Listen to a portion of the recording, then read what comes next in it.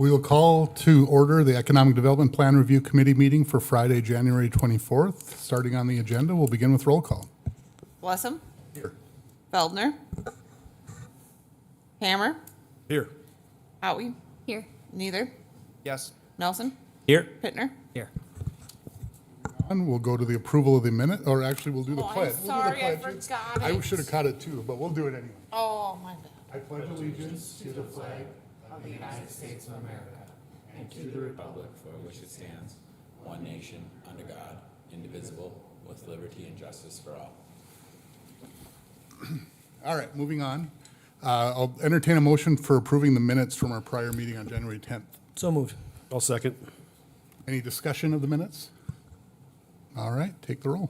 Pittner. Yes. Nelson, or, sorry, I'm going backwards now. Blessum, Yes. Hammer, Yes. Howie, Here. Neither. Yes. Moving on to item number 3, old business, new housing construction program. Brian, I'm not sure if we needed anything else. Ryan? was- Oh, that's this right. was We were for going to have Ryan Ryan, come up. yeah. That's perfect. Perfect. Ryan, if We you want had to some come up. questions about like condos, duplexes, like that. Perfect. Wanted me to delete all this, Dave, right? On your computer? Okay.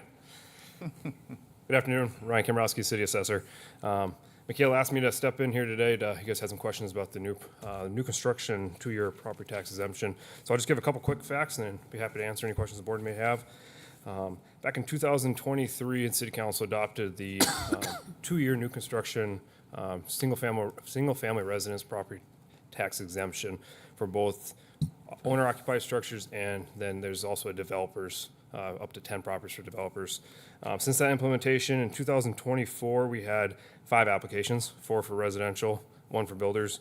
And as of 2025, as of today, we're looking at about 29 for single-family residents, and then 1 for our builders exemption at this time. I'd say the influx from 24 to 25, my office has gone with all of our sales. We do sales verifications, so when we see a new construction sell, in our sales verification letters, we are sending those applications and these flyers that are available from Brian's office there. He's provided our office to send these out with the sales verification so we can implement that tax exemption for the properties.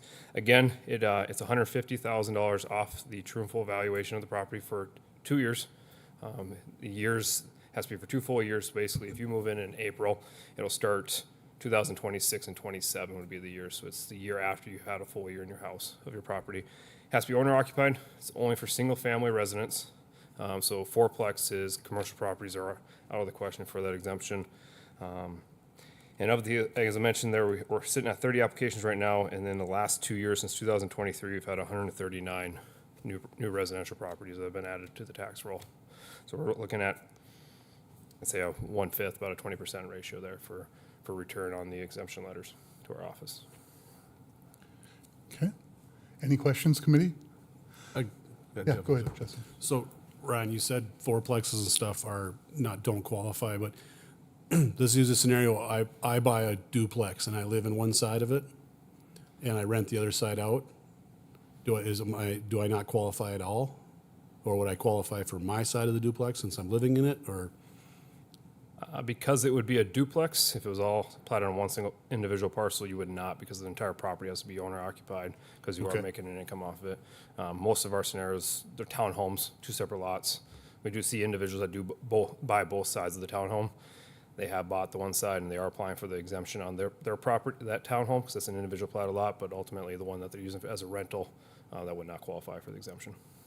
So then that clarified what we were talking about, because I think the main question we had was in a fourplex if you occupied one, but that's out completely, right? Yes, sir. Okay, thanks. Any other questions, committee? All right, Ryan, just one other one. So I just want to make sure I understand this program. So because we're being very proactive with it, I think that's great. We're getting 20% take up is good. So this is what I would refer to as a carve out in state century code that allows us to do that. Correct? Yes, sir. So the question is then, is that an unfunded mandate from the state, or do we actually get that back if we pass them through the program, give it to the state? Do we actually get reimbursed as a city then? The program that's been initiated is a elective exemption that the city has elected to apply to the properties. In Century Code, it's the wording in there is the jurisdictions may use this. It is a unfunded, so it is a straight exemption. There is no tax credit payment back from the state. That tax burden is then pushed off onto or moved over to other properties in the city. Right. And so just, again, for the committee's benefit, there's very, very large discussions going on in the state right now at the Capitol about property tax and how we distribute the load of public services and everything that we do, whether it's building streets, fire protection, police protection, everything. And I think one of the things that we want to be cognizant of is exactly the way Ryan just put that. When we have an exemption of this type, it is the other residents of the city that are taking up that slack. Now, there may be benefits to that, right? There may be that, hey, I own a shop and that person that moved into that new place from out of town, they're now coming to my shop and, they're paying sales tax. They're also buying my products. So there may be benefits, but those are the things that we need to weigh. Because really at the end of the day, as a council, we authorize, in this case, a little over $24 million for our property tax levy. When we do that, all of this other stuff is really in just how the pie is divided. Who has to pay their share?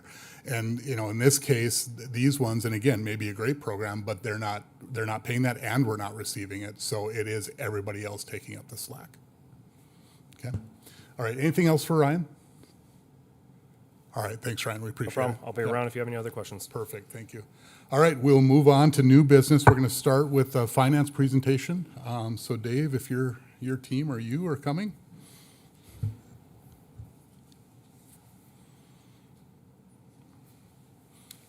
Mr. Chairman, members of the committee, we just have a few slides to kind of walk you through the economic development portion of the sales tax funding and how that is carved up, and also some preliminary year-end balances here as well. So this is the sales tax ordinance that carves out the funding for economic development, and that is in section 3 here. So it allocates 15% of that penny to be used on either flood control projects, creation of jobs through retaining and expanding commercial, industrial, agricultural, recreational, educational activities in the Minot area. And that goes through the Magic Fund Screening Committee, so the legacy Magic Fund, so to speak. The next section was for City of Minot economic development activities being approved by the Minot City Council or any combination of the above. So that is the language, how the ordinance was updated in 2019. And So Dave, could I just hold you there just because we're there? So I guess I hadn't read that this way before, but does that mean that if council decided today under the current ordinance with this, that we could decide that 15% needs to be directed to flood for a while or for the foreseeable future? Mr. Chairman and members of the committee, that would mean that you could allocate the funding coming into this stream to flood control. So the funding that sits, for example, in the Legacy Magic Fund, most of that was collected prior to the ordinance change. It can only be used for that purpose, so we can't go retroactive to the things that are currently allocated in the funding. But for future funding, it could potentially be diverted to things like flood control. Okay, thank you. Mr. Chairman, how much sits in the legacy Magic Fund at this time? Mr. Chairman and members of the committee, I'll get to that in just a couple of slides. sorry, I sorry. figured I derailed you for that. Yep, sorry I don't about want that, to Dave. skip ahead. So, So I just wanted to make sure we were clear while we were on that one. So thank you. all right, this just has a link here that takes you to the current Magic Fund guidelines. And there's also a link to the presentation that city manager had in his presentation to council here late in 2023. So this is just a graphic that shows kind of the different buckets, so to speak, of how the funding flows through, or the economic development sales tax flows through. First portion is for program administration. Some of that goes through my office to keep track of this, deal with the expenses of handling these programs. The second bucket is the legacy primary sector, and the guidelines have a minimum and a maximum amount dedicated to that bucket. Number 3 is the state matching funds programs. Now, this is something that was carved out in the latest update of the Magic Fund guidelines. Number 4 is City of Minot economic development projects. These are things like the facade improvement programs and those types of things that the city council dedicates funding for. Number 5 was the small business carve out, and of course, number 6 was the flood control. So this is our preliminary bucket cash balances. So Jenna and Callie did a lot of work to get this all put together in the last few days. So program administration, we're sitting on a balance there of about $231,810. A big part of this was because we had some funding that was set aside for other economic development positions that aren't being utilized currently. So that's a part of that. The primary sector business program is just a little over $10 million. Commissioner or member neither, so just over 10 million. The state of North Dakota program initiatives, we're currently sitting at a year-end balance of 0. And City of Minot economic development projects, just over $1 million. But there's an asterisk there that we have just under 700,000 of that is committed under the facade improvement agreements. They just haven't gone out the door yet. And then a 0 balance in the remaining 2 buckets as well. So Dave, do you want to just hold back on that one for a second since we're there? So with bucket 3, the North Dakota Program Initiative, so we, in our budget, we allocated, I believe, $1 million to that. And so will that trickle in now as the year goes, or does it come in and immediately go out? Or does that only go out when there's projects, I guess is the main question. So, Mr. Chairman and members of the committee, that will start to be collected and come into that allocation now. And as projects come forward and are approved, then we'll expend those funds. Okay. So this was the balance as of 12/31. We didn't have anything that was left over there that's going to be carried forward in that particular bucket. So, like you said, it's $1 million allocated in the upcoming fiscal year. So that'll continue to come in throughout the year and go out as projects are approved. And again, this is the PACE and Flex PACE, those types of programs, and it represents our contribution. Number one, to make it a revolving fund, which is the intent, correct? But it also represents our local match. Is that the right way to think of that? It's both of those things simultaneously? Mr. Chairman and members of the committee, that is correct. It's a combination of different things. I believe a portion of this funding is going to be used, again, as seed funding for the accelerator fund at Service Basin. Because of some of the language, there was a limit to how much they could get. The maximum on that bucket was $1 million, and then the language in the Magic Fund says we can use, I believe it's 20 or 25% of that bucket can go for seed money into those revolving loan funds. So that was the limit on the amount that can go to Service Basin. But we would also have funding that would be available then for the other Bank of North Dakota matching fund programs that would be administered through the city or through MAC EDC. Okay, and just to clarify then, so the funds actually stay in our bucket until there's a project. Is that correct? Is that again, is the right way to correct. think of it? Okay, perfect. Okay. Oh yeah, I'm sorry. Go ahead. On the previous slide, you had like bucket 3, the economic development bucket. I think what's helpful is knowing all the things that, because I'm newer, like some of you guys are more versed in where all of these things are, but like in bucket 4 on here, what all goes into that bucket? Is that?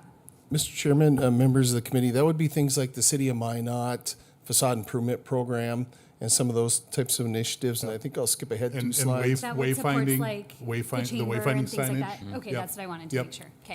So this slide kind of coordinates to the different buckets and what is in the 2025 budget that was adopted.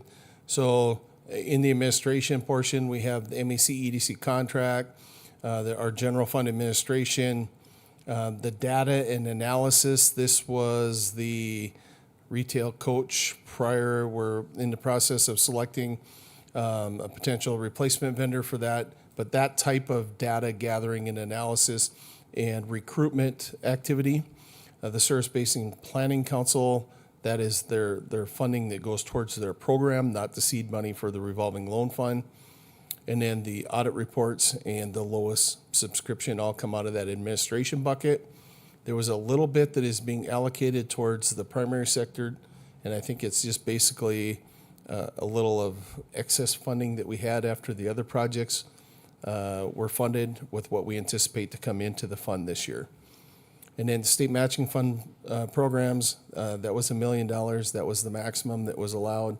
in that bucket under the guidelines. And then, of course, the city economic development activities was the facade improvement and the wayfinding signage.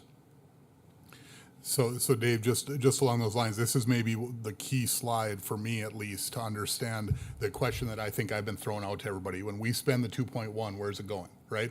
And one of the things that occurs to me as I look at this, and I'm remembering it from the budget process now, so we're putting very little in the primary sector. That's what we all think of as the magic fund, right? The 10 million that's sitting there. We're putting very little there because it's actually close to the high end of the cap, full. right? So it's full essentially, yeah. Beyond that, then we now with this budget filled up the matching fund, the state program matching fund. Now, presumably some of that'll go out, but next year it's not likely we'll need to put $1 million in again. I wouldn't think. I suppose it depends on what the projects look like. And then we get into the blue set, which again are city programs. Wayfinding signage is near the end of its cycle. Facade, I think, is a good question for us as we're discussing. I guess my question, or maybe my statement would be, we may be headed for a spot where we do have to look at this funding and decide, okay, do we want to divert some of it to other priorities? Because we've actually filled up most of our buckets. We've got a lot of that done and flush with cash. Is $1 million towards flood or whatever other priorities we may have as a council, is that important right now? And I think that's something on council we're going to have to look at. But I think our committee, that's a great recommendation. If we think, no, we've got to find another way, we need another city type program because we believe that those are important. I think we need to make that recommendation if we believe it. Yeah. You know, we were just talking on this too. You know, that primary sector bucket's full. I'm the chair of the committee. We had one request last year? So you've got a lot of money sitting in that bucket and not a lot of demand. I mean, the demand is in the revolving loan fund. That's your flex pace monies because that's the money that's available to, there's a lot less restrictions on it. You know, anybody that's doing any kind of a project, whether it's improving or working capital needs, whatever, that's the money that your average Joe or Jane business person can go get. The 10 million that's sitting in primary sector, well, that's limited to AGT. If it wasn't for AGT, I don't know what we would have had. I mean, we've had a couple deals that have come through for, if I remember right, Stevens Welding. There was the Hot Switch one, but those have been very infrequent the last few years. So just an observation looking at this, your revolving loan fund's got to start revolving at some point, and probably better be sooner rather than later. And I would imagine that those back end buckets that have nothing in them for flood control, tax relief, whatever, if the money's going to keep flowing in and these things aren't going to get used, you can spend down that primary sector bucket to 5 million and you have still probably plenty of money in there. So there's going to be money available. I echo what you say, that it's going to be full. Tyler? Mr. Chairman, of that 10 million in the legacy in the primary sector, does that need to remain in there, correct? We cannot pull that. That needs to remain for primary sector. We can't draw that down to $5 million, correct? Mr. Chairman and members of the committee, there's some language in the updated guidelines where you can transfer funds from one bucket to another. And I think if my memory serves me correctly, it's limited that we can take money from the primary sector and transfer to the state matching funds bucket. But that's all the further we go. We can't transfer further than that. But there's further restrictions that some of that money that is in that primary sector bucket was in there prior to the change in the sales tax ordinance. So I would argue that those monies are restricted for just primary sector. So there's a lot of layers of the onion that you have to kind of peel back here. Just to kind of follow up with that though, primary sector can also, that money can be used for interest buy down on some of these programs if it's a primary sector business. So there's still some flexibility, and I think EGT Foods was an example of that. If I remember correctly, it was an interest rate buy down on Bank of North Dakota PACE project. So, and that was primary sector. I think the easiest way, if I remember right, to describe that is PACE, the regular PACE program is primary sector. And anything that's not primary sector runs through FlexPACE, which runs through the accelerator program. So the buy down that comes through primary sector, like AGT, Stevens Welding, those were PACE loans because those were considered primary sector economic development activities. Even though that was government buy down program, it ran through the primary sector bucket because it was a primary sector economic development activity. If I'm speaking wrong on that, let me know. But So, Mr. Chairman, if I can continue with this line of thinking here before I have a fleeting thought and it completely leaves me. One of the things I would anticipate is, if we don't have a number of requests or sizable requests that come through in this budget cycle, I would anticipate the Service Basin would have another request for seed capital next year to go to that revolving loan fund, the accelerator fund. So that would be something that would be a consideration because of the limitations imposed in the Magic Fund guidelines. You might want to consider maxing out that bucket just so we can pass through that maximum amount to the accelerator fund too. So that's going to be a consideration. If we don't fund that up to the maximum, we're further limiting how much we can supply for capital in the revolving loan fund. So that's going to be something to think about. The administrative costs are going to be there going forward, presumably, unless the city council takes a completely different direction. Then it's going to come down to those last three buckets and how we want to allocate any funds that are left over into those activities. Harold? Can you take the slide back to where it had all 6 buckets with the, that one? So the intent here is that, as we help develop and amend this and change this back in 2023, primary sector potentially has a major impact on communities and can be very financially intensive at times. And so while I agree that maybe we haven't had a lot of requests, all it takes is 1 or 2 significant requests and that is completely wiped out quickly. And in my experience in the communities in the states that I've been with, Minot has the opposite problem. We always had people that had interest in locating to us, but we didn't have financial resources to make it work. Minot has the opposite problem. You have the financial resources, you just haven't had the interest yet, but that can change very quickly. So using those economic funds, as was the intent when this was passed by the voters and made a sales tax penny, was primary sector was the primary priority. And we wanted to maintain that as we did this. But we did want to put limitations on there that we weren't just putting money in there, that it was going unused and we weren't using it for anything else, which is why we recommended the 10 million match. But then we also wanted that minimum threshold that if we get lightning in a bottle and we have some success and we spend down below that $3 million, that then becomes the priority, that any future revenues coming in come to replenish that fund quickly so that we have it available to us again when that comes back. And then the other caveat I would put in here is that there is also another caveat in the language due to state law change, and that is now that some tourism efforts can now be considered primary sector in accordance with state law. And so there is some ability to tap into this bucket for tourism needs as well going forward. So, for example, we have a couple of the initiatives and state projects that are going on in our community, and if there was a need for potentially the city to consider financial participation in that, we could potentially use some of this $10 million towards that because that is now defined as a primary sector activity by state law. So just a couple of pointers there of the intent and how that was built, and trying to help balance all of that out.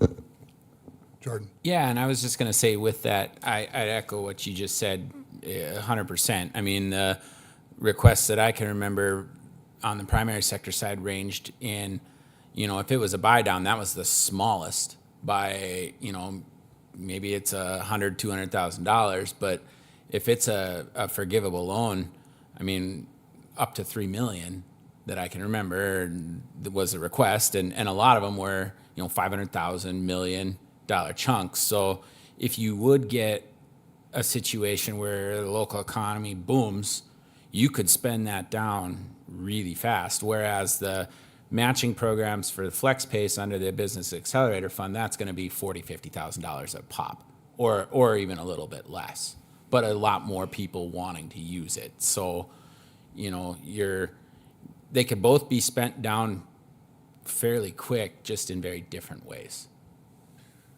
So Dave, with the primary sector bucket right now, which I think on the next slide you showed was a little over the 10, is there an automatic transfer now that occurs? Do you start moving money into the second bucket, and then does it kind of shuffle its way down? Is that the way that works?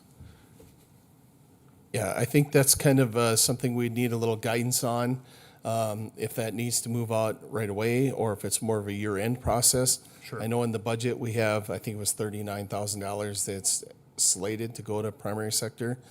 You know, when do we apply that maximum amount? If we have something that we have an application that's approved and we spend some of that money down, obviously it's going to free up space in that bucket too. So, and I think we would probably want some council discussion, but I think staff could certainly bring us a recommendation. But the thought that I have, especially since bucket 3, am I right to say that that's going to fill up as the sales tax receipts come in? Is that the right way to think of that? So as you get payments from the state on a monthly basis, will the portions go to those pieces? Mr. Chairman, members of the committee, that's exactly how it would work out. And just thinking through this a little bit, I think how we ended up with the oddball number going to the Magic Fund at budget time was that's a combination of what was left and what was left under the 10 million in the bucket. And I'm reasonably certain here the reason we're slightly over is because the allocation of interest revenues that got spread amongst those buckets too. So we'd have to play it out and see how things go forward.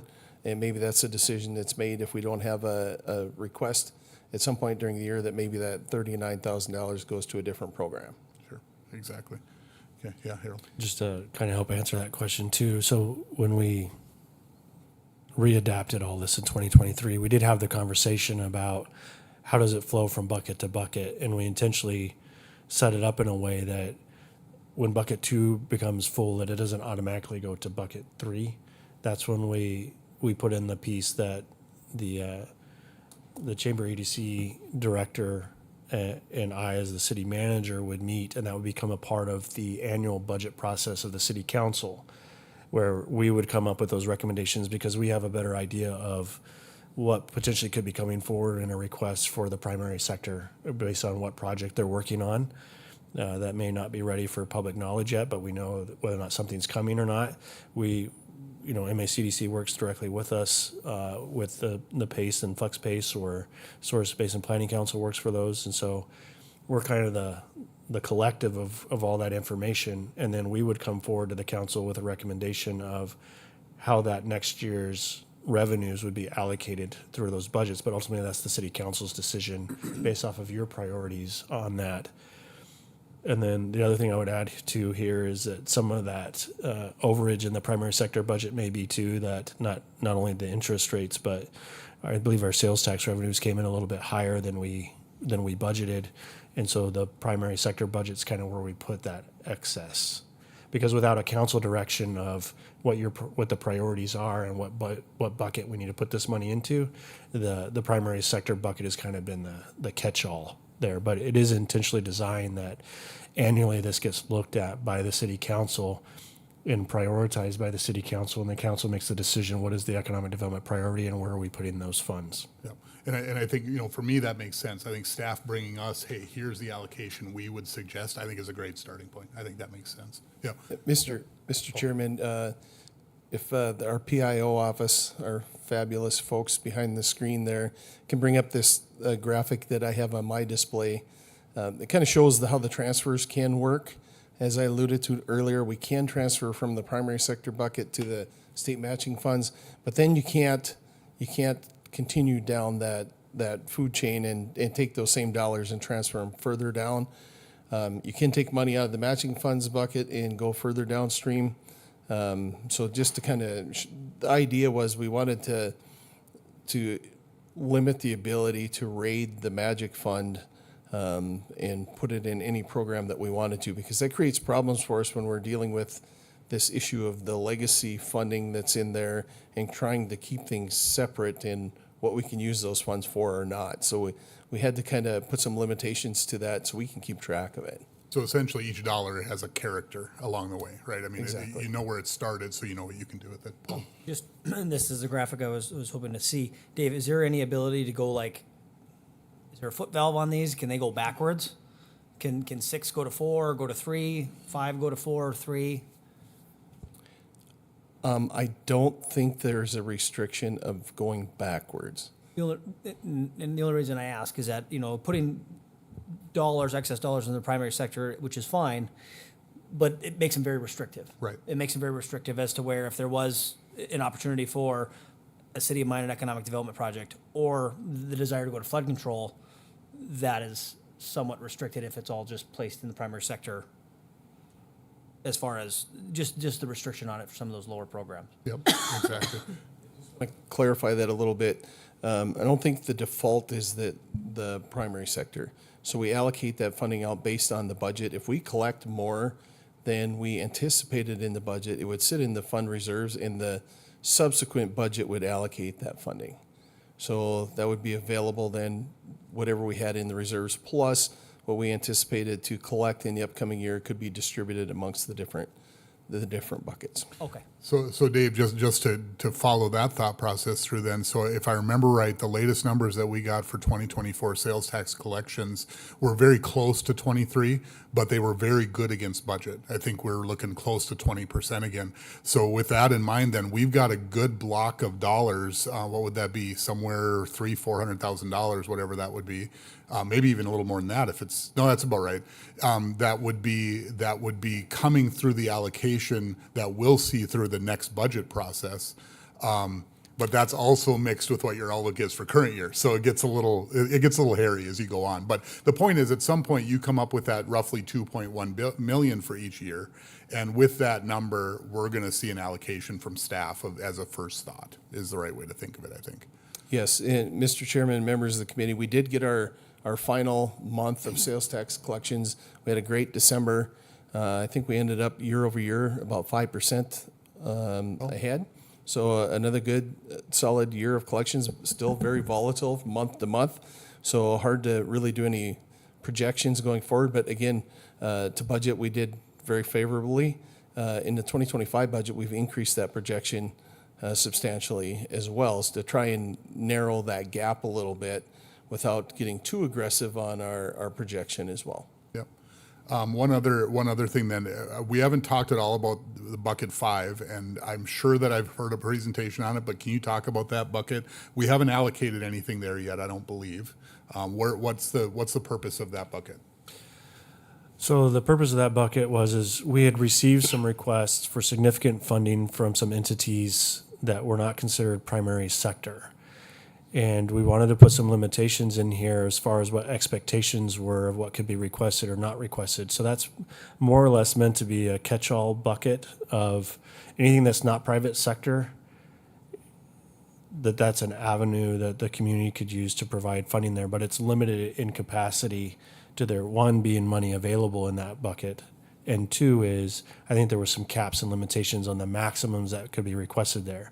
So I think if I remember right, the cap on that bucket was 300,000. And so we wouldn't be able to entertain a $3 million request for a non-primary sector entity to come in and ask for that. Because one, there'd have to be 300,000 in that bucket to be accessible. And two is I think the maximum amount was only like $100,000 out of that bucket.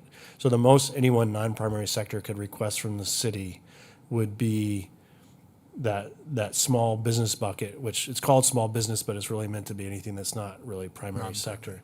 The other avenue would be bucket number 4, and that would be here we wanted to provide some latitude to the council that if there was something that they felt had an economic impact, they could make that a priority and they could do that as eligible funding through that bucket, but it would have to take full council involvement and prioritization of that. to be made an economic priority. And then there is no limit on the, well, I guess there is a limit of $800,000 on City of Minot projects, but there's some flexibility built in there that should a situation arise that council wants to do that. But I think the main thing here is what we're trying to do is we're trying to balance all those priorities, and we wanted a process that made it so there is a way to do it, but the council and the community have to be very intentional in how you do that, and the process has to be thought out. So it's not just a quick, oh, we got money over here, yeah, let's throw money at that. There is a deliberative process that has to be going through to verify that, and to that, it's a public process that has to go through before that decision is made. So is it right to think that buckets 4 and 5 would typically have programs or projects associated with them? We wouldn't just fill the bucket 5. We would have, because again, 4 is being filled right now because we have specific things we're finishing up, whether it's facade and wayfinding, we're doing that. And 5 doesn't have anything going to it, but we would have the ability to move things there if council direction was, hey, this is something that matters, let's go do it. Yeah, so for example, one of the questions we talked about, the facade improvement program, well, why is it limited to just a downtown? Why can't it be available to everyone? Well, through this bucket number 5, the council could provide funding available for other businesses outside of downtown to participate in a facade improvement program. Or the council could do it under bucket number 4 and expand the facade improvement program and put money in those buckets. So again, we were trying to provide that adaptability, but make sure that there was a reasonable process that we maintain consistency. Paul? Just a quick question to Dave. Let's just say, and I know I don't want to give you any heartburn, so I'm not talking about changing ordinances and allocations, but if we wanted to change one of these buckets, or add a bucket, would that just come through a reading and an amendment through council? Mr. Chairman and members of the committee, that would be a change to the Magic Fund guidelines. Guidelines, okay. Which presumably would go through a process similar to last time and have some input from a committee or at least part of the screening committee perhaps, and it would come to council for approval. Okay. I want to offer something up, but I know Mark's waiting to talk, so I'll kind of. No, and actually, I'd like to make sure that and again, one of the things that, as I've talked to Beth a little bit, and she's said it even in our meetings, this is a lot for all of us to load into our minds, right? As we think about, hey, what should the overall picture be? Like knowing every bucket, every max, all that stuff is tough. So I just want to make sure that we have enough time with Dave to get this, at least on this first blush, talk through. Because as you guys can see, there's a lot of options here. And that's one of the great things about the way the guidelines are. There's all kinds of ways to look at this. We could decide, hey, things are great and we're going to let it all go to flood control for 4 years because that's the priority as a city, right? Or we could go the opposite direction, say we need to keep the first couple buckets full because, as was mentioned, we're booming, we got to go, right? So there's a lot of flexibility there. So I want to make sure that we get from Dave what we need here. Mr. Chairman, members of the committee, and I hope I don't steal Mark's thunder here, but this was a conscious attempt, I think, to set priorities and levels of relative importance. Not that any of these are not important, it's just compared to the other ones, maybe the relative importance. And if I remember correctly, the small business bucket, some of the things that were thought about there was like an incubator or something else to help get these small businesses like a resource to get them off the ground, that maybe is something that in the future would be a nice to have, or if things change a little bit differently, that could be an important part of the economic development in this community. So it was trying to be as flexible with some of the stuff as possible, but yet focus on what we felt was most important at the time. Chairman, members of the committee, you didn't steal my thunder, but you came close. Recalling the same conversations that Harold is recalling from 15 months ago, another thing we envisioned with this small business bucket is a potentially like a childcare. So maybe we say, childcare is something we need to incentivize or we need to help push. Is there a program out there that we could then put into this area? Who administers it? Hopefully that conversation doesn't take you months or a year to do, right? Because then what's the point? You didn't move fast enough to help those businesses. So maybe you're able to stand up a program quickly and say, we're going to go and do $10,000 grants or $10,000 4-to-1 matching grants or something that then is targeted toward a certain industry that might not otherwise fall underneath anything else. and we might say, wow, we're really hurting on, again, childcare is the one I think that came up in some of our conversations. But if that's not something that we're interested in, that's why that's lower on that list. To Dave's point, we didn't put flood control first because it's economic development, it's not flood control. So we did put that as kind of that last bucket, but by design, so that these other buckets are ones that we would focus on. And man, if we felt like we were just humming along on all the other buckets, well then that's why you would get all the way down to bucket 6. Okay, other questions? Yeah. Just go Dave. ahead, So Dave, just walk me through this again. End of the year, we've got $2 million. Primary sector is already full. And then we're going to flow into state program matching funds on an annual basis. And I know this is probably a crystal ball. How much money are we going to be putting into that on an annual basis? Will it always be $1 million? Will it always be, obviously, it's going to depend. So, Mr. Chairman and members of the committee, this is the graphic that shows for the 2025 year how that funding will be distributed to the different buckets. So that is something that is determined every year at budget time. Now, if there was a pressing need, I think the council could take action to allocate some of the funds or the excess collections that we didn't anticipate in the budget. It would be through a budget amendment. They could do that. They'd have to follow the guideline procedures, but there is still some flexibility there to do that throughout the year.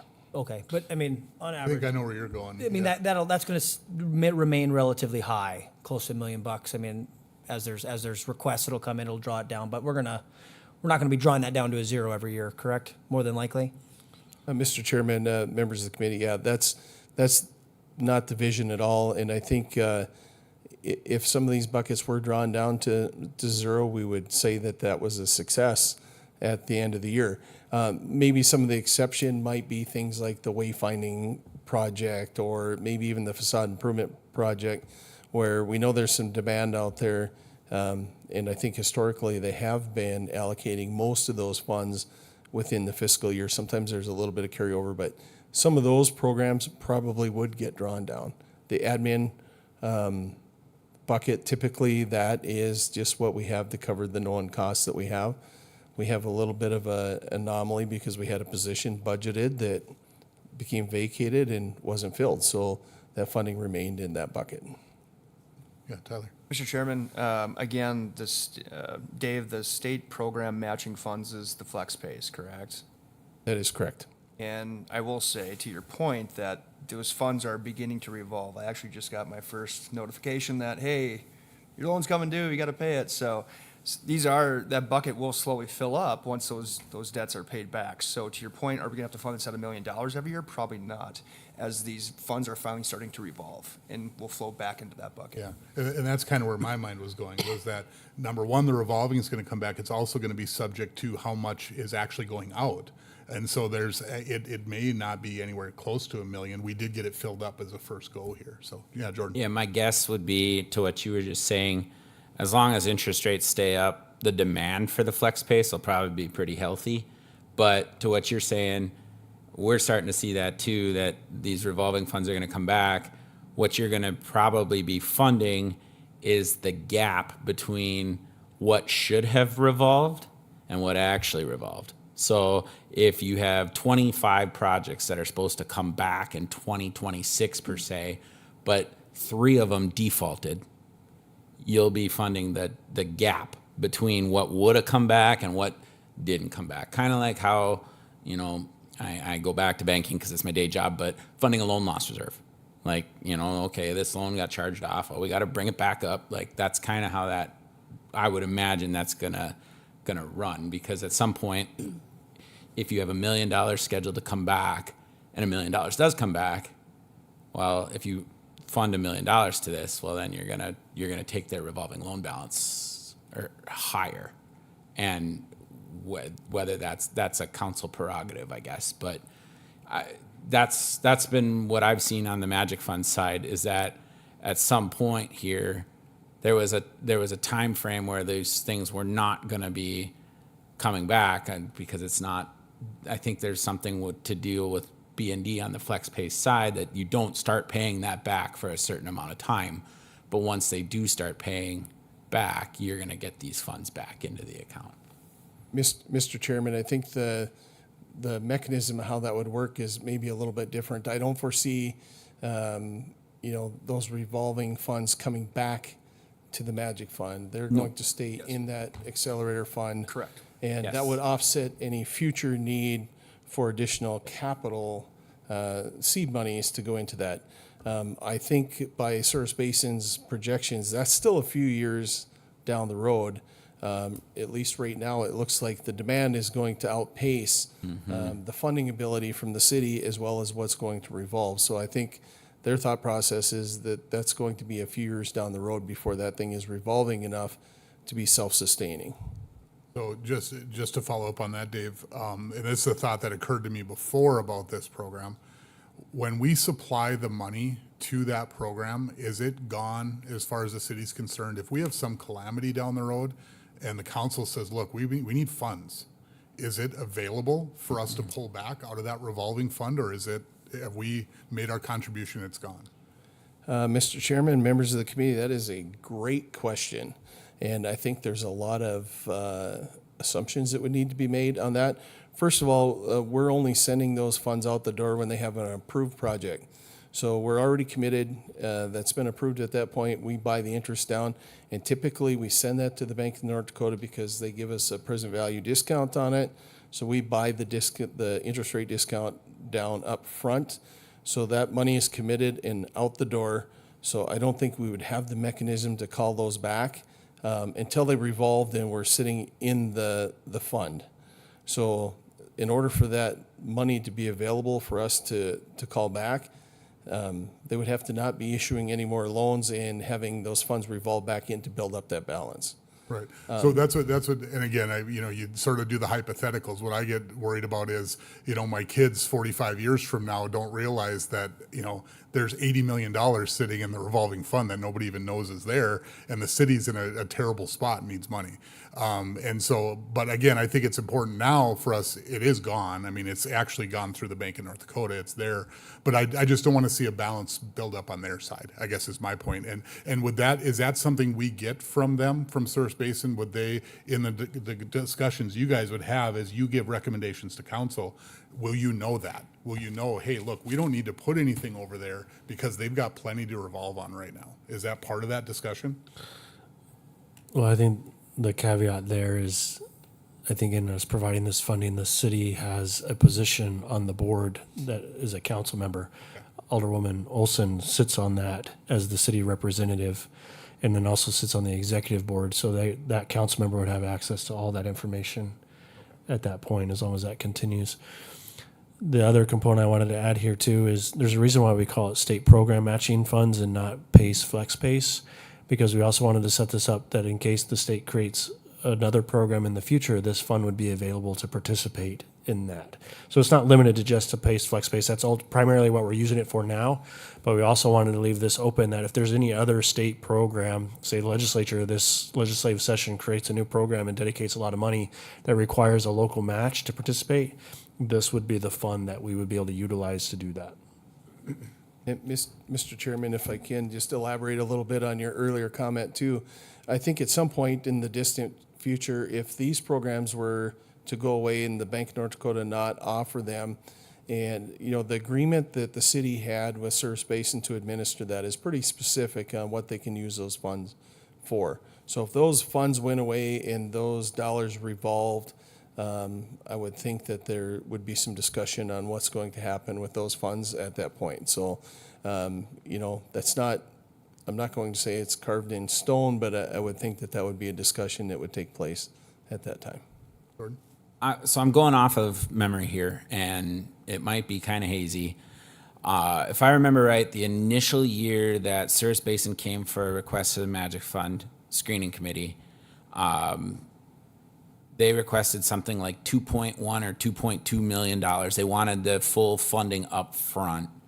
But because of the funding limitations and the guidelines, basically we had to limit it to 700 some thousand because of the 25% deal. And then they've come back a second year, and I'm assuming they'll come back again. But at some point, the council, I would imagine, would have to determine whether you want to keep building that balance up. If it's not going to revolve for 5 years and they keep coming back, what should have been a $2.5 million program will end up with $5 million in it. So with that, and go ahead, Mark. Yeah, just for the timeline's sake, you're really close. Yep. It was 2019 when they started asking for money and actually got allocated, I believe, in 2020. And it was north of $2 million at that time. The guidelines in 2018 didn't indicate that you could even put money toward a revolving loan fund. So go back 7 years now, there was a Magic Fund guideline update in 2018, late 2018, that allowed Service Basin to even come and ask for that. And at that time, under those guidelines, that was 10% of the total Magic Fund. And the total Magic Fund at that time was north of 7 million. That's why you come up with the 700,000. So your memory is very close on that, Jordan. And then over the years, they have had 2 or 3 requests. And that is, they're close to that 2 million now of their initial request. We had, we have another request that just came in this week from them. I anticipate that will be coming through the Chamber EDC in the next handful of weeks to the Magic Fund Screening Committee, which is what we anticipated, which is why we put the money in there. And that, again, that bucket then, as Dave has indicated, is underneath that state program matching funds, and they could get, now under the new guidelines, 25% of whatever's in that bucket. So that's how they could get potentially $250,000 should that be what the different groups recommend. So, and you're right, Jordan, at some point you look at that program and you say, when does it revolve? And initially they were doing 5 and 7 and 10 year loans, some of them. So before they could revolve, you had to get to that 5 or 7 or 10 year mark before you could even start getting some money back. Now that they've had that first couple of years to kind of get a feel for how much money is going to come in from capitalization and how much money is going to go out based on requests. Maybe they have 1 or 2 more requests at $250,000. Maybe this is their last one. A lot of it's going to depend on how many people decide to take advantage of it in 2025. And then do any of those default in the first couple of years? Hopefully not. A lot of those were very strong programs, very strong businesses that are still in business. So I think time will tell. I mean, in the next 18 months, we'll know a lot more than we know right now on that revolving loan You're fund. saying exactly what I was thinking, is that your requests are eventually here as it starts to revolve, they're going to taper.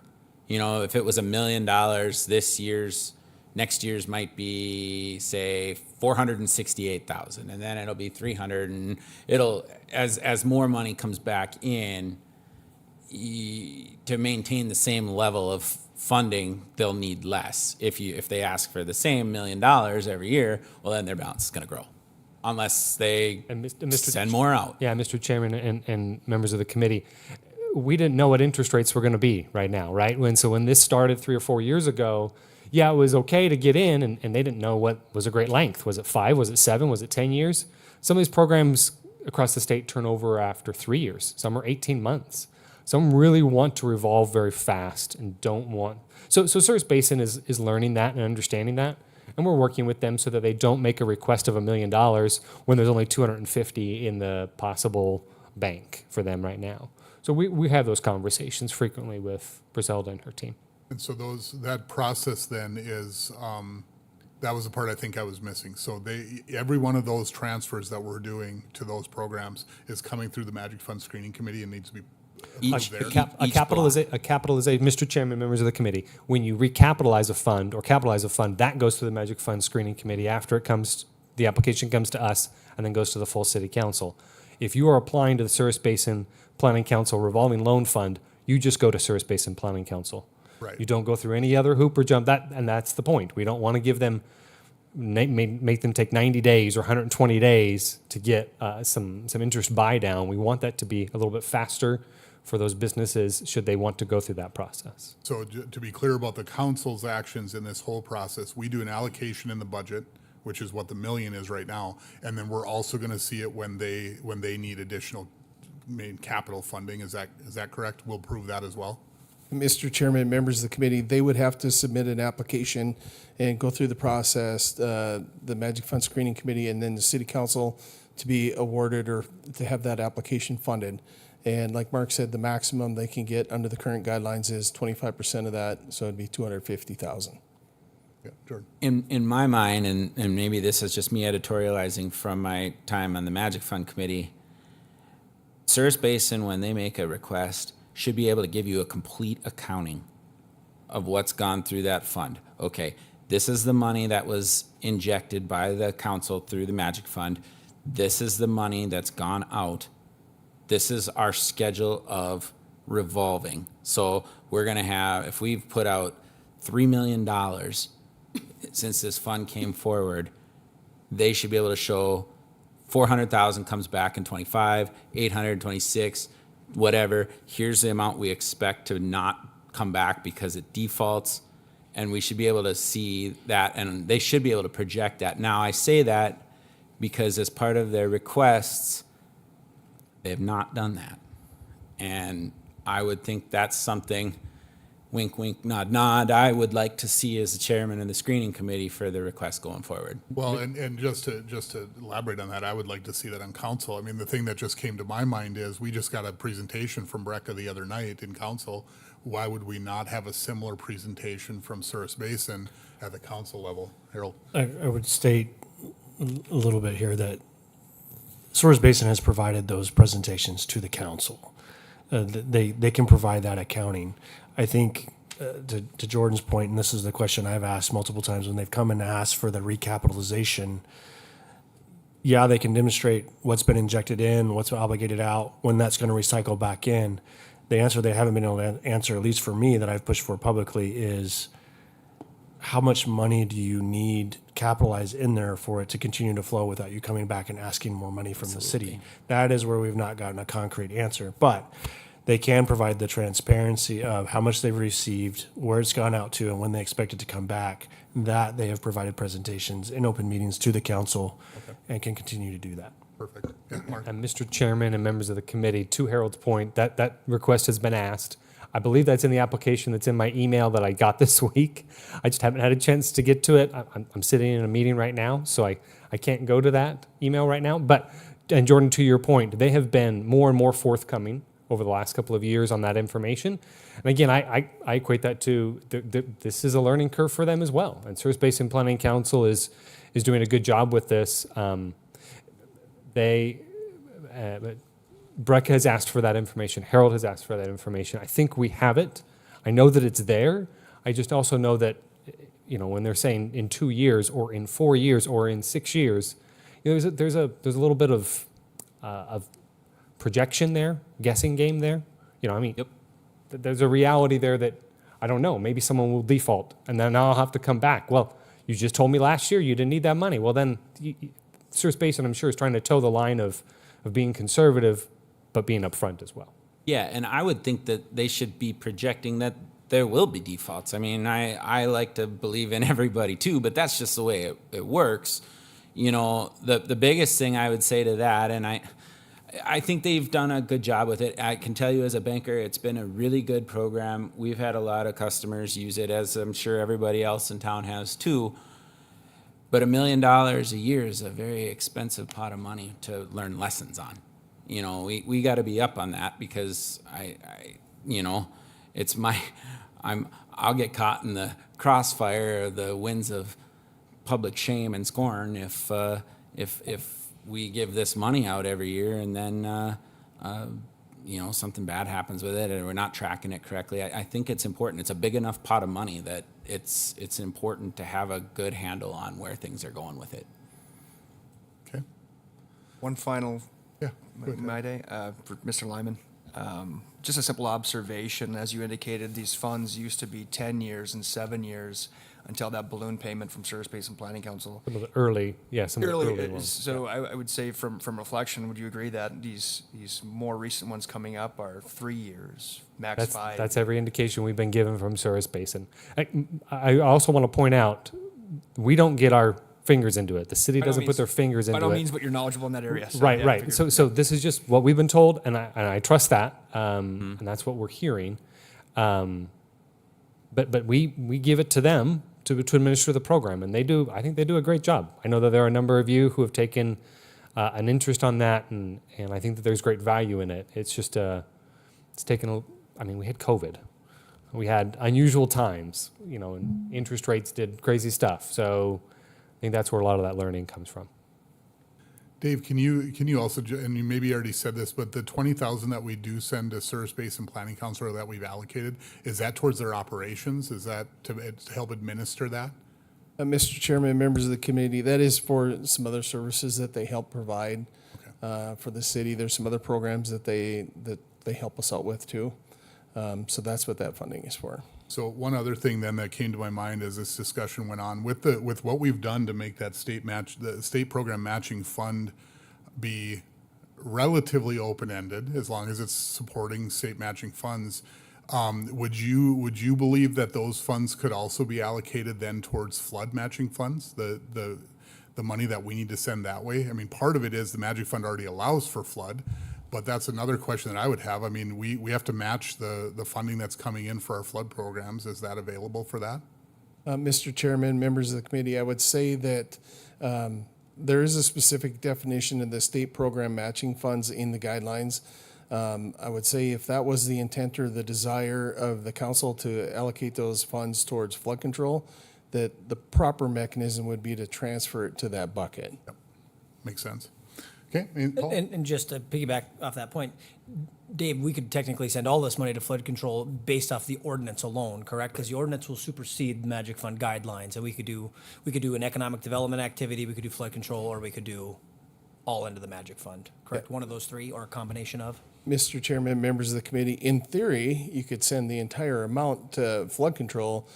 However, you would then cut off the funding source for the administration of the program and all those other things that come in that too. But you could, like you said, you could fund the administration bucket and then put everything else into flood control. That would be an option. And that's exactly kind of where my mind goes. I'm not saying that that's what we would do exactly, but I'm thinking that in terms of priorities for the next little while here, I think there's some different thinking that we can look at. And I think, because this is, as I've said all along, this is a lot of money. The work we did on council to lower property taxes by 4 million this year, this is half of that. I mean, we could do that same thing again. It's not going directly to that, but to other priorities if we chose to. Knowing that we're in great shape with all the programs. I mean, that's the thing that comes to my mind is we're getting to the point where kind of flush with cash everywhere. So something we can look at anyway. Yeah, go ahead, Paul. Dave, can you fast forward one slide, I think, on this?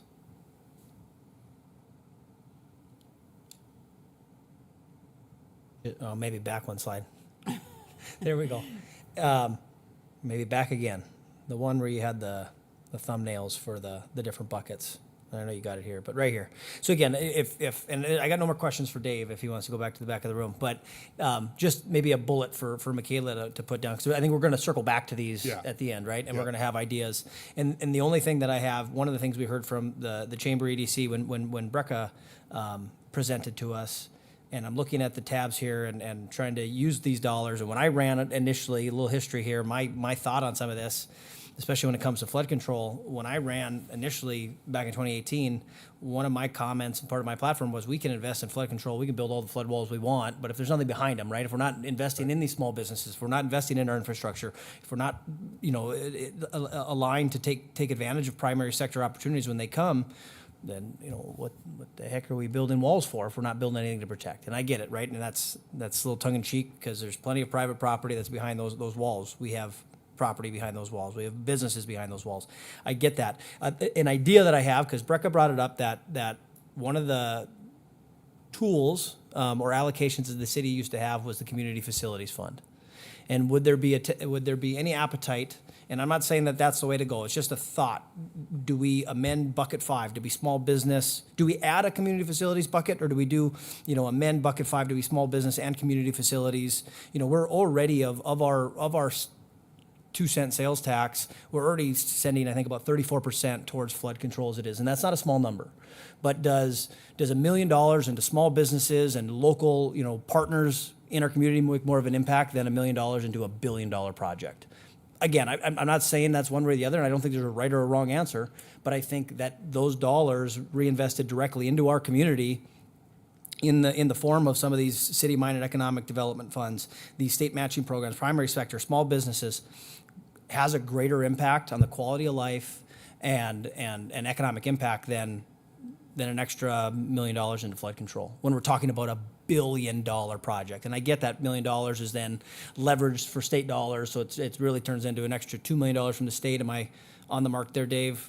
When we have our local, Yeah, 65-35. right? Local contribution, right? So I get that. I just want that to be a talking point when we come back around to this. Is that something that the committee says? And I would like to hear. Actually, I'd like to maybe, if we could, maybe from Dave or from whoever dealt with the Community Facilities Fund, what were some of those programs? Because that was a little bit before my time. I think I was getting in at the tail end of that being a real thing. What projects were funded through that, or what programs were assisted through that to help get over the hump, get across the finish line? When we talk about some of the projects some of our other community partners are doing, and I'll be careful to not put my thumb on the scales, but right, we have the parks talking about their fund and what the economic impact by being able to build facilities to bring people to town. Because in reality, 30% of this sales tax that we're talking about comes from outside of Ward County. That is part of the customer base here, in my opinion, that if we can bring more people into town with those dollars, that 30% then becomes 35%, or that 30% becomes a larger number, because instead of it being 30% of $12 million, it's 30% of $14 or $15 million. So again, I want that to be a part of the conversation if a community facilities, and I'd like to get some input from the Chamber EDC on that, and I'd like to get maybe some history on what those programs were. I know there was some stuff with the college and the Discovery Center and things like that, but I think that's a good discussion for a future meeting, because I think to understand what had been done and sort of what was the reasoning behind moving out of that. But Dave, if you got something to add, definitely. Mr. Chairman, I can give you a couple of those projects right off the top of my head. I think there was some upgrades to the seating at the MSU Dome. There was upgrades in the turf project at the softball field and Corbett Field, and I believe concession stand there. There's the Discovery Center utilized some community facilities funding. So there's been a number of projects with other entities. One of the things we've had this conversation, it's come up a number of times with the community facilities, and I just want to make sure that the expectation is out there, looking at the remaining estimated cost of flood control and what it's going to take to fund that in the next 10, 12, 15, 20 years.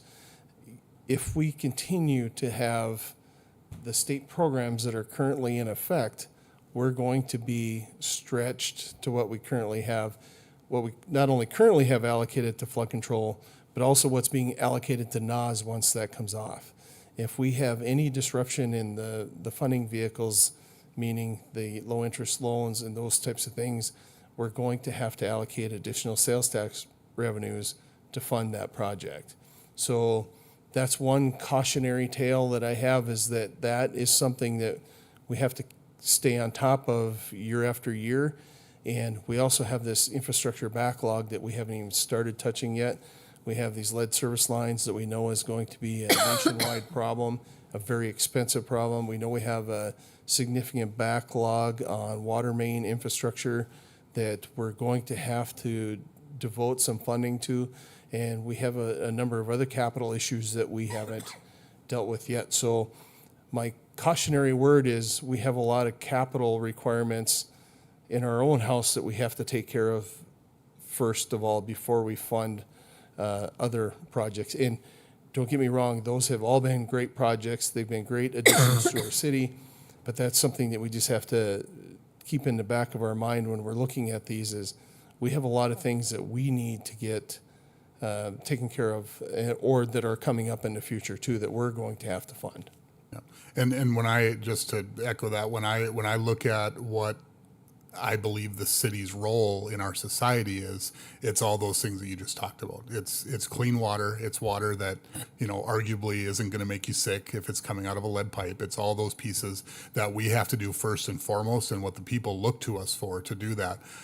These other things, when we, at least the way it's been, when available, these are nice to haves, right? I mean, it is nice to put those things behind the flood walls and have good stuff. So I think it's a matter of priority, just like everything, every last thing that we do.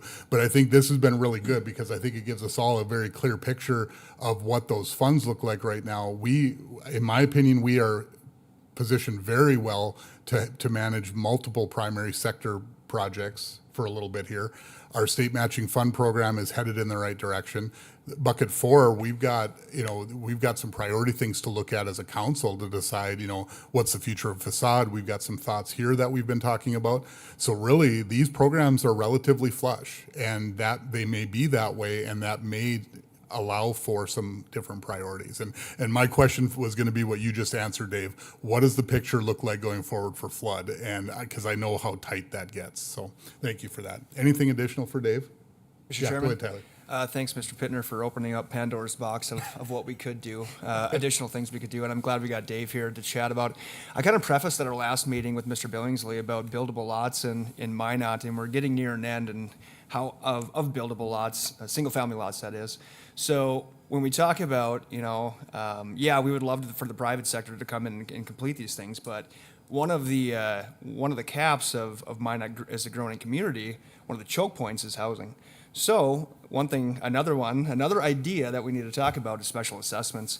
So there's a couple different ways that we can do special assessments. I mean, we could have the developer put up all the cost up front of developing, and then the city comes in and bonds and replenishes that developer and takes that portion off of the developer.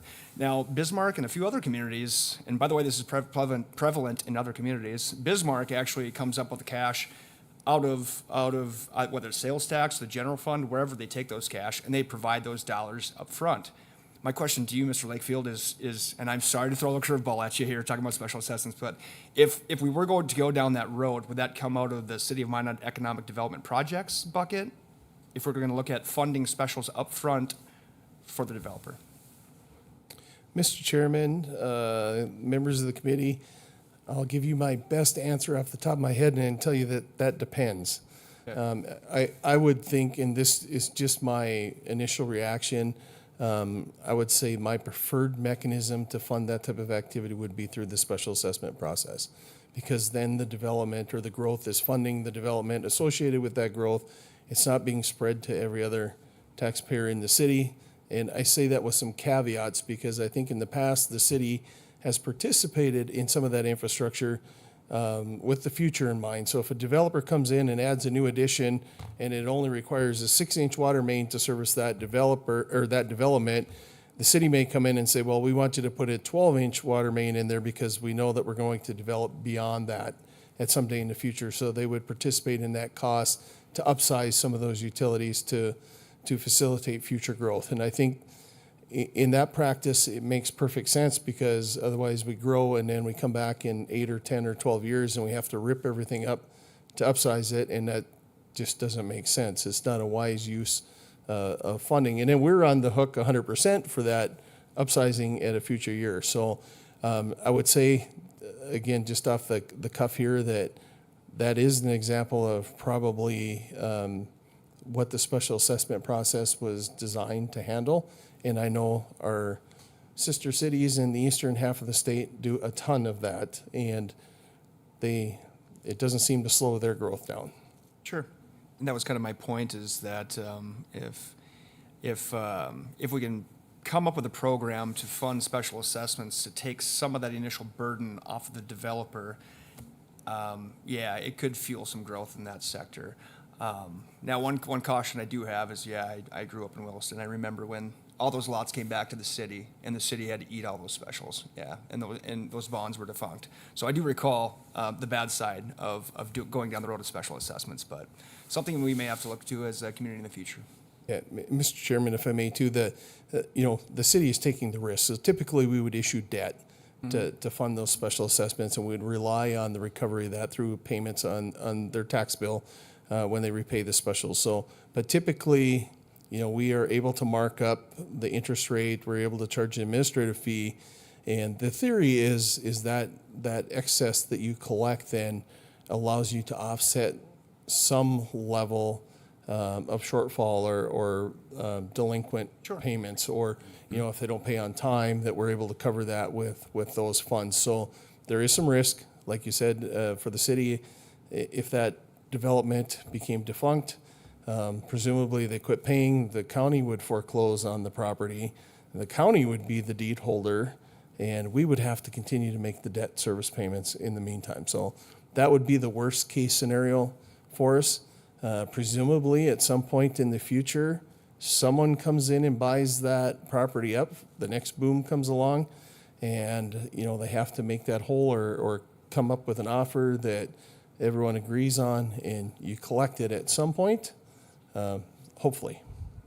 So Dave, real quick, what is the, if we did do some upsizing of utilities, how does that work out? Does the city just pay the difference, or do we do that and do specials on the lots that are associated, or how does it happen usually?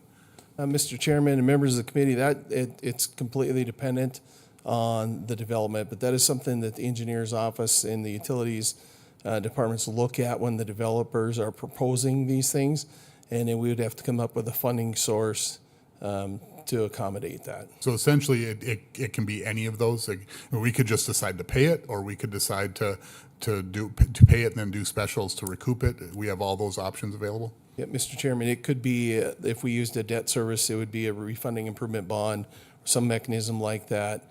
We could use funds from the utility funds. We could potentially use sales tax proceeds, either improvements or infrastructure dollars to accommodate that. On the storm sewer side, we have the storm sewer development funds that we have available to help with some of those things too. Thank you. All right, anything else? Yeah, go ahead, Paul. Again, just some more context, no questions for Dave. Oh, I guess question for Dave. Dave, so of the dollars from this portion of sales tax, is any of it currently going to flood control? Mr. Chairman and members of the committee, no. Okay, so I just want to make sure that anybody that's watching, you know, we're not talking about, when any of us are talking about some of these things, we're not actually talking about taking funds that are currently going to flood control to go towards other places. So I just want to make sure that I get that out there. And then going back to the community facilities, you know, idea Dave brought up, one of the ideas, one of the projects was the softball complexes, the turf softball complexes that were installed on South Hill. And some of the events that you know, I sit as a liaison to the Visit Minot Board, as well as sat on the Tourism Recovery and Resiliency Fund post-COVID that the city invested in, and two of the tournaments that are a byproduct of having those facilities in place on an annual basis that Thor Nelson runs through his Fast Pitch Association. He's got one tournament in June that is 45 teams. That's a $1.5 million economic impact into the city. That's people coming into town, staying in our hotels, family dining, you know, spending their sales tax dollars to fund these revenue streams. There's another tournament in the state tournament that we'll be hosting in July, is over a $2 million impact with 85 teams. In that first tournament of 45 teams, 24 are from Canada. These aren't just local people. Where there's an effort to bring people from outside of Ward County and outside of our tax. We're not just keep going back to the well on residents here. We're trying to get people to come into our community with these facilities to spend their money here, right? There's that idea of good, bad, and neutral money, right? Good money is that money that we're getting when people come from Fargo, come from Canada, and spend that money. Neutral money is when all of us up here at the dais are spending our money here. Bad money is when me and my wife take our kids and we go to a tournament in Bismarck or Fargo and we go spend our money there. So again, we want to get as much traffic into our community and pull. So that's where my thought of the community facilities, if we can add fuel to that economic engine and try to pull people into our community, that's where my thought goes. So again, just wanted to give an example of one of those successes from our investment into those facilities. I think the MSU bubble was another one that brings in facilities tournaments from outside of our community, as well as lends to the quality of life for those that live within our community. So, Yep. just And I always, these are interesting thoughts, right? Because is washing the cash from the pockets of the residents of the city through all of the city and government mechanisms to go put turf at the South Hill complex the only way to get to that end? Or do we leave more of it in the pockets of the people and have groups work together to do the same thing? It's been a combination, right? I think, and maybe that's the right spot, and maybe that is the right way to think of it. But that's the part that I always have a hard time with, because even, and again, Dave, nothing with you guys, but the program administration bucket is literally the government essentially taking a portion of those tax dollars as we wash it through these buckets before we go out and do something with it. That's an actual direct cost to the people of the city to administer this stuff. Where if in my perfect utopia, we got it all done without that, we wouldn't have to spend that. And that's just a simple way of thinking about it. So just again, another way to think of that. Go ahead, Paul. And I think just to your point exactly, right? I mean, does it happen without the government being there? Well, I mean, I'd say maybe. Does that new locker room facility at the South Hill complex happen without the investment of the turf fields there that allow Minot State to host NSIC regional tournaments there? That is another economic driver for those tournaments, for those college facilities, college teams to come in because they need a locker room at that facility, and that was done through fundraising and user groups. That was a I know that was one of those projects that was delayed because I've heard the numbers, and then all of a sudden it was rebid post-COVID, and it was like 80% higher, 50% higher. So is any user group going to make an investment into those facilities? Partnership with parks and whatnot. If the city doesn't make those investments into some of those facilities, I don't know, right? Chicken and the egg. Yep. So again, I think it's just all part of good conversation, and again, I'd love to get some more information on that. Yep. That program. Jordan, did you have something? Yeah, I guess I was maybe a little off base, to what you were just saying about taking that money for the program administration bucket. I mean, your 2025 fiscal year budget for the Magic Fund, 37% of it goes to program administration, that first bucket. For those watching, I mean, they're the ones that are going to have some questions on that. And I understand that. But and a lot of it, I know it's not just administration. They call it that bucket, but you're getting services from Chamber EDC and all that stuff. But if not everybody has a detailed level of an understanding of what that is, honestly, this is the best breakdown I have seen of this in my 5, 6, 7 years of working on anything economic development related in Minot. So, it's something to be aware of from a transparency standpoint. But to what you were just saying on the community facilities, that was a little weird for me as somebody that didn't grow up in Minot. I went to school in Grand Forks at UND, and the city of Grand Forks doesn't give money to UND to build arenas, practice facilities. They got to raise it privately. But it is more common, Minot is not the only community where they get government funds for, say, a turf football field up at Herb Park or the Dome. And yeah, there's a community benefit for it, but it's not a sole community benefit either. I mean, I'm going right to the Dome when this is done, basically. But it's a significant benefit there too, and it's something to measure. And I can remember some things in the community facilities. I don't want to make any enemies. I remember a gym project at Bishop Ryan. Well, is that something that city government should be funding for a private school? That's going to depend on who you ask questions for. I thought it was a good program. It wasn't probably perfect. Nothing is, but it's something to be aware of. And what you're just saying, Minot is way busier on the weekends than it has been in my years of living here. It just gets a little busier all the time, and it's kids in uniforms, and they're probably going to Applebee's or Pizza Ranch or wherever, and it's busy. There's a lot of money being spent in town on that, and those are good programs in my opinion. Perfect. Yeah, Tyler. Final comment. I had the pleasure of meeting the Grand Forks, the city of Grand Forks manager, as well as their head of their economic development. We had a chat, and this was just last Friday, and they had indicated that they do have a facilities fund that they fund projects out of. So it's kind of interesting. Whether they're public, probably not, but it's more private. Right. Giving money to private institutions. So yeah. All right. Well, thank you, Dave. Maybe longer than you expected. You got anything to add? Mr. Chairman, if I may indulge for just a minute, I just want to thank the PIO group for these wonderful slides that they put together. They make it look pretty. That's not my forte. I'm just going to say that. Jen and Callie did a lot of work in the last week or so, putting some of this information together on top of all the other year-end duties that they're busy with. So I'll give them a hand for getting that done. They make us look pretty good up here. So We appreciate that. And just to echo that and what Jordan said, these kind of breakdowns, Dave, are huge for us to make sure that we understand where we're at. So thank you for that. All right. Well, committee, I think we've got, Michaela, did you get a couple things down? I in our had notes? 2 bullet points. Okay. Can you tell us what those are? And I just put it as ideas for further review of the committee. Add a community facilities bucket or amend bucket 5, small business, to include community facilities.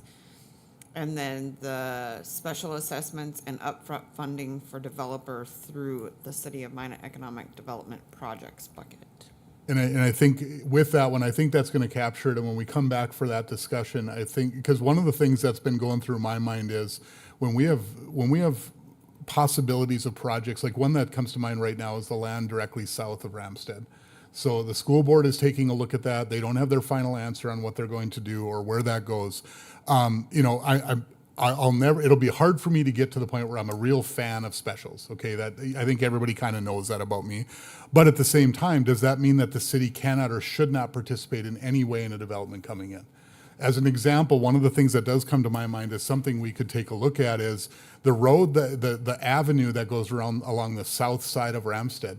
That's going to become, as that builds in, that's going to become a very important, not an artery. I know there's words for what this is in the engineering and traffic world. Yeah, connector, whatever that is. It's going to become a very important road. You know, it's another way in and out of Ramstead. And there may be ways that I could get my mind around the idea that, you know what, maybe we need to help with that infrastructure or put that pavement down. And maybe that's a way to participate in something like that that can make sense for those of us that do have trouble with those projects. So Jordan, go ahead. You know, one thing about specials, and I get it, you know, I'm not going to preface myself as an expert in the mechanics of how they work, but I just go back from a personal example when my wife and I bought our house here in Minot versus when my brother and his wife bought their house in West Fargo. West Fargo has specials, Minot doesn't. He's got to pay specials. A lot of people grumble about specials, but we have very similar square footage. He paid 50 grand less for his house.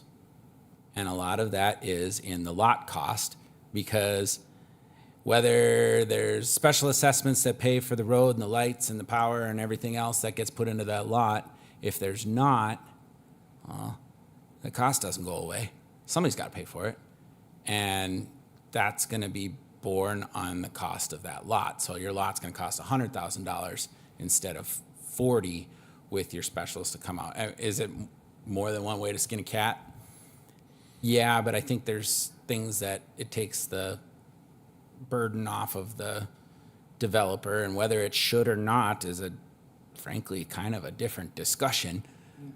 But if Bismarck and Fargo and everywhere else are offering this and Minot's not, and you have developers that only have so much capital that they can deploy for development, I would imagine if I was a developer, they're going to put it in the places that they got to put the least amount in. And if Minot's making you shoulder 100% of the burden instead of 80, well, they're going to go to the place that makes them shoulder 80, because it's probably going to be an easier way to get a return. That's my 2 cents on specials. Whether that's right or not, catch me after the meeting. I probably have a different attitude on it. So, like, Tyler. Mr. Chairman, this is my third final comment, but yeah. So no, but even when you're going to purchase that property, and you know your lot's not 100 grand, it's 50,000. That's the less down payment coming out of your pocket to acquire that lot, making it more affordable. We could talk all day about the free market capitalist approach to that, but nonetheless, other communities are doing it and it works. So. Well, and just to, I guess, to think about that on the other side, so chances are, in my mind, monthly payment-wise, they're going to end up similar, right? Because, they're paying the special, obviously. So down payment maybe is the main difference from a buyer's perspective. As long as everything up front is clear and they know what they're buying and it's clear to them, I think we're good. So my gut feeling from when I remember this, because I'm an accountant by a day job, so I know this per se. it actually worked out better for me to not have the special because I got to pay the lot cost, that increase, whether I was going to pay it through a special assessment or just pay more for the lot over 30 years, not 25, I think is what you're capped at for specials. And then my rate was less than what's factored into the specials. And then something that's not the case for most people now, you used to be able to deduct your mortgage interest if you didn't have the extra high standard deduction, where you cannot deduct interest expense on special assessments. And you know, the other part of it beyond all of that, because I think it's close enough where from a buyer's perspective, it's nominal. But the other thing that got me talking to those from West Fargo and community leaders there is just about the time that special's done, the next one's coming. Yep. Because now we gotta fix up the roads again and we gotta keep going. So, all right, anything else, committee? All right, sounds good. So, Mark, if you wouldn't mind coming up, I want to, and I know that this maybe isn't the when you expect it to be coming up, but I wanted to give you a little bit of flexibility in where you guys go next. And I appreciate you being here. Sure. You're a great addition to the discussion up to this point, so I appreciate that very much. I know it maybe wasn't how you wanted, all of three of you wanted to spend all afternoon maybe. But so it's up to you. If you think that there's something that makes sense for you to begin with now and pick up in a couple weeks here, we can do that. Sure. Or if it's better for you to start clean when we do our next meeting, I'm open to either side. One thing I would say, I have a hard stop at 3. I don't know if others do, but I have that. So we'll need to end there for sure, but it's up to you if you want to go to that. And Mr. Chairman, members of the committee, we can go either way. Breck is sitting in on some meetings right now that are talking about things that you pay us to talk about, which is economic development. I do have items I could hand out. It could be some take home. We could have an initial conversation and then come back to this contract conversation in 2 weeks. So if you want to do that, do you want to do maybe just kind of a 15-minute, explanation on starting, and then we can come back and pick up the details from there?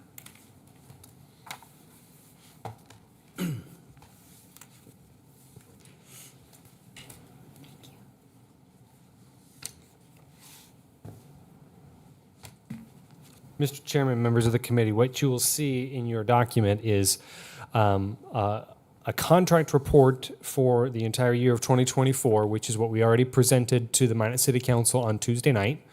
My thought or my recommendation would be to go back and look at Brecca's presentation on that. It's about 30, 40 minutes long.